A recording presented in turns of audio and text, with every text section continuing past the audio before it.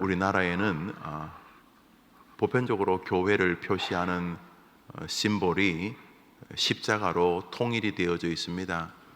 어디를 가더라도 붉은색, 푸른색, 하얀색 네온 사인 혹은 십자가에 불이 들어와 있는 것을 보면은 저것이 교회이구나 하는 것을 알 수가 있습니다.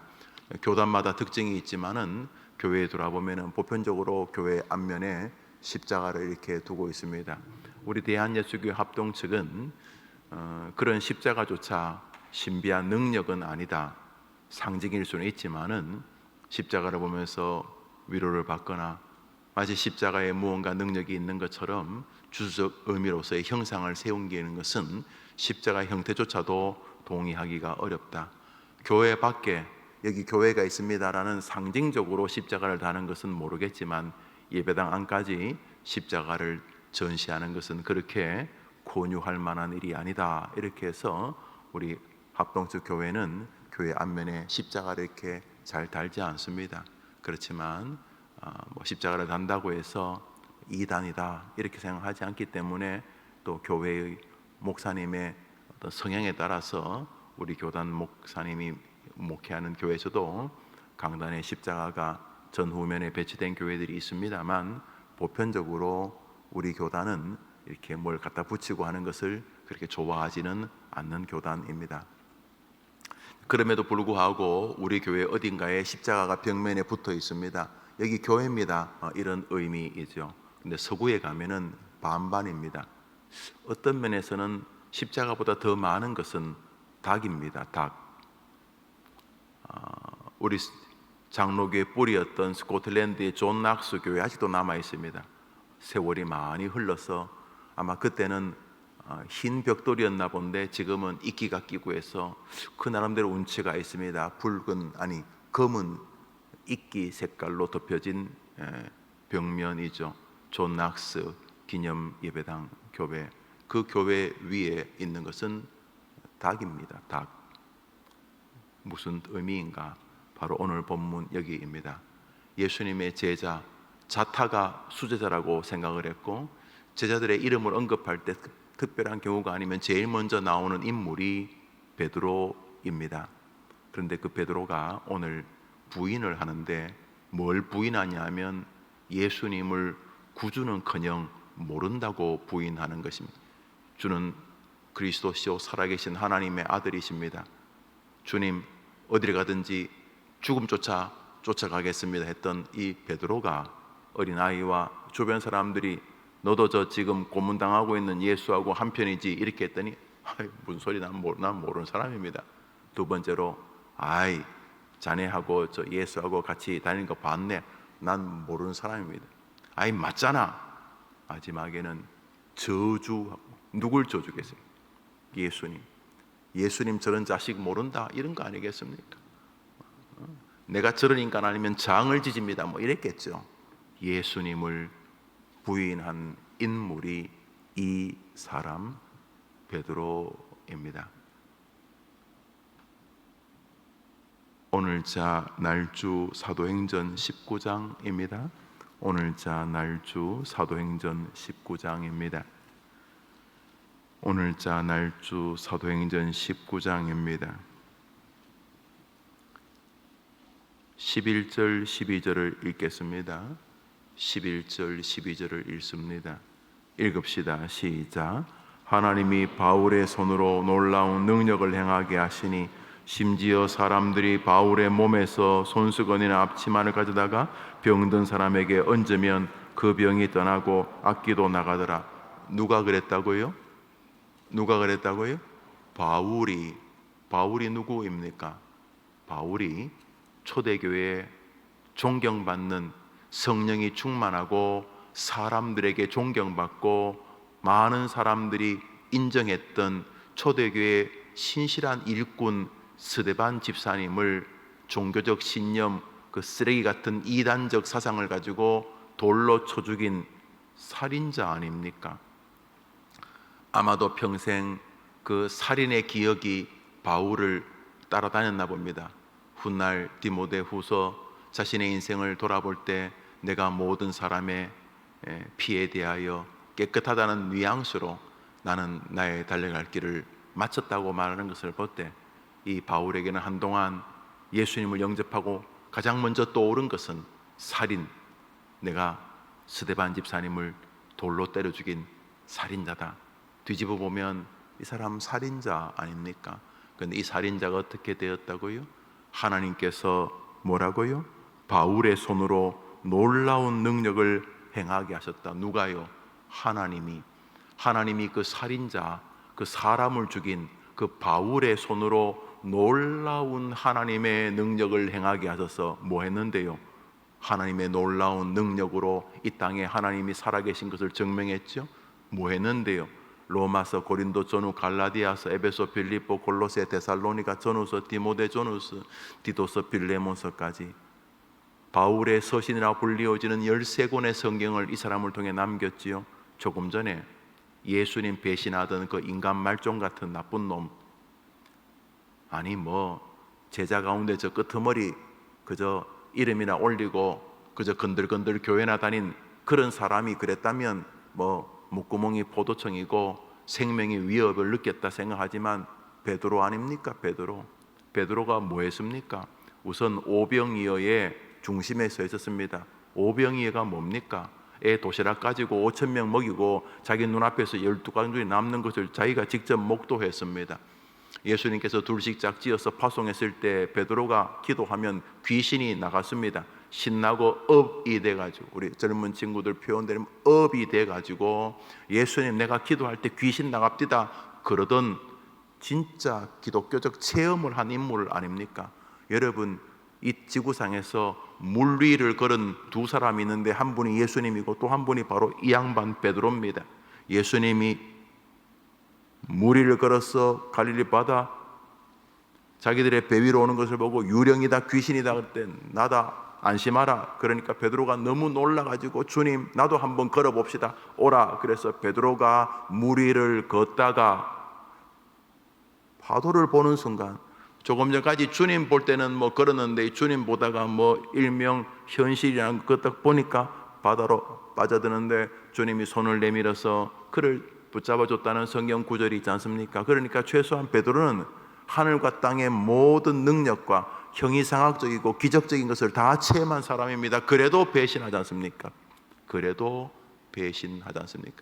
여튼간에 예수님이 지금 그저 그럴 때 배신하는 거 이해가 되지만 우리 주님도 절대절명의 순간입니다. 진짜 주님도 외롭던 시간에 주님 홀로 정말 홀로 모든 세상 짐을 지고 고초를 당하고 있을 때 베드로는 그 예수님을 저주하면서 배신했던 인간입니다. 그래서 끝이 났습니까? 그 인간 말종 베드로가 그래서 끝이 났습니까? 한번 따라할까요? 베드로전서, 베드로후서. 여러분 어떨지 모르지만 제가 이렇게 좀 지치고 힘들 때 가장 먼저 손을 가는 성경이 베드로전후서입니다. 읽기도 쉽고 베드로의 문체를 제가 이 베드로전서 읽기 위해서 다시 헬라어를 꺼집어내지 않아도 그대로 베드로전서를 읽으면 왠지 바울하고는 좀 다른 투박한 메시지가 느껴지는 것 같아요. 저는 그 거친 메시지가 좋습니다. 바울은 때로는 참 앞뒤를 다 재고 말씀하시는 갖추어진 인물입니다. 살면서 이런 사람 만나면 편합니다. 정돈된 사람, 말 한마디를 하더라도 다른 사람을 염두에 두면서 말할 수 있는 사람은 꽤 괜찮은 사람입니다. 그에 반해서 베드로는 좀 투박해 보이지 않습니까? 그렇지만 하나님은 베드로를 사용하셨습니다. 베드로 전서와 후서를 통해서 특별히 종말에 대해서, 저 영원한 미래에 향해서, 그리고 이 땅에서 종말을 향해 갈 때 사단과 악과 세상과 자기 자신을 어떻게 대해야 될지를 말하는 베드로의 그 투박스러움 속에 사람들이 뭐라고 합니까? 물론 가톨릭의 넌센스고 가톨릭의 한계지만 베드로를 초대 교회의 자리까지 올리지 않았습니까? 그것은 무엇입니까? 하나님께서 인정하는 사람이라고 자타가 공인하게 된 것 아닙니까? 저는 교황제도 이런 것이 악이라고 생각하기 때문에 거기 의미를 두려워하지는 않습니다만, 그럼에도 불구하고 하나의 종교인 가톨릭에서 베드로를 초대 교황이라고 말할 만큼 베드로라는 사람은 기독교적 영향권 안에 굉장히 큰 의미를 가진 인물이 되지 않았습니까? 무엇보다 하나님께 쓰임받았다는 데는 이견이 없습니다. 누가요? 살인자 바울이 누가요? 예수님을 처참하게 배신했던 그 쓰레기 같은 제자도 하나님께 쓰임받을 수 있었다는 사실입니다. 한번 더 합시다. 하나님께 쓰임받을 수 있었다. 하나님께서 그들을 끝내 포기하지 않으시고 붙잡고 계셨기 때문인 것입니다. 비록 살인자고 고아 출신이고 병이 들었고 몸에 장애가 있고 집안이 가난하고 어릴 때부터 온갖 악을 다 겪어서 가족에게, 아버지에게, 동네 사람들에게 자기 스스로가 만신창이가 되었다고 생각하는 그런 형제나 자매라 할지라도, 아니 모든 사람이 저런 건 죽어야 돼, 저런 건 죽어야 돼, 저 나라를 팔아먹은 놈 저런 놈 죽어야 돼, 저런 놈 우리 집안에 저런 놈 죽어야 돼, 그래도 하나님이 붙잡으시면 쓰임받을 수 있는 줄 믿습니다. 그러니까 하나님께 쓰임받을 수 있다는 믿음을 포기하는 게 악입니다. 하나님 앞에 나쁜 짓 하는 것도 악이지만 하나님께 나도 쓰임받을 수 있다고 하는 교리를 공격하는 것이 나쁜 것입니다. 그래서 자살하는 것은 참 악한 죄입니다. 물론 그것을 정신적인 이유로 또 충분히 긍휼히 여길 만한 영역도 있고, 특별히 스스로 극단적인 결정을 한 그뿐만 아니라 그 가족들을 위로해야 될 측면이 분명히 있지만은, 무엇보다 그런 슬픈 자리에 서게 되는 사람 곁에 있는 기독교인들이 첫 번째 책임을 져야 하는 것입니다. 무언가 제대로 전해주지 않았거나 제대로 올바른 시그널을 알려주지 않았기 때문인 것입니다. 베드로 보십시오. 이거 정말 몹쓸 인간입니다. 바울요, 정말 몹쓸 인간입니다. 그런데도 하나님께 쓰임받지 않았습니까? 여러분은 어떻습니까? 우리 오늘 자날주 한 장만 더 읽겠습니다. 사사기 15장입니다. 사사기 15장입니다. 오늘 자날주 사사기 15장입니다.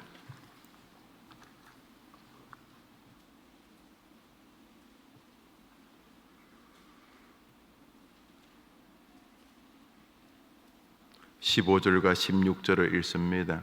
15절과 16절을 읽습니다. 시작. 삼손이 나귀의 새 턱뼈를 보고 손을 내밀어 집어들고 그것으로 1000명을 죽이고 이르되, 나귀의 턱뼈로 한 더미 두 더미를 쌓았으며 나귀의 턱뼈로 내가 1000명을 죽였도다 하니라.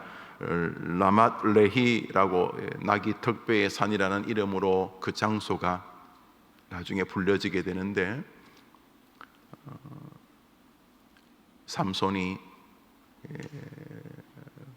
밧줄에 묶여 있다가 하나님의 영이 임하자 밧줄이 끊어집니다. 그리고 싸우려고 하니까 무기가 없었습니다. 창, 칼 이런 게 있으면 전쟁을 잘 할 수 있을 텐데 창칼이 없었습니다. 우리 생각에 학벌이나 돈이 있으면 좀 더 나은 삶을 살 것 같고, 신앙도 교회 생활도 좀 더 잘할 것 같은 생각이 들지 않습니까? 그럴 가능성이 있습니다. 예, 그럴 여지가 있을 수 있습니다. 그러나 핵심적이진 않습니다. 삼손이 전쟁을 하게 되는데 그 어두운 밤에 이렇게 뒤적뒤적 거리니까 나귀 턱뼈가 손에 잡힙니다. 그러니까 누가 방금 다 뜯어먹고 이렇게 내다 버린 것입니다. 나귀 턱뼈. 이제 뭐 버린 지 얼마 안 되는 그런 나귀 턱뼈가 이렇게 손에 잡힙니다. 쓰레기죠, 쓰레기. 그 나귀 턱뼈를 손에, 뭐 무기라고 잡히는 게 나귀 턱뼈요, 나귀 턱뼈. 우리로 말하면 비아냥 같을 때 우리가 이 개벽다귀 같은 놈아 이런 말은 뭐 훌륭하다는 뜻이 아니죠. 어휴, 개벽다귀 같으신 분, 이런 말은 뭐 존경한다는 뜻은 아니지 않습니까? 쓸데없는 놈, 에휴, 그 뭐 의미 없는 놈, 아이 무가치한 놈, 이런 게 개벽다귀 아닙니까? 나귀 턱뼈도 뭐 너무 가난하면 그것도 삶아서 먹을 수 있는지는 모르겠습니다만 이스라엘 사람들의 나귀 턱뼈는 하찮은 것이었습니다. 하찮은 것.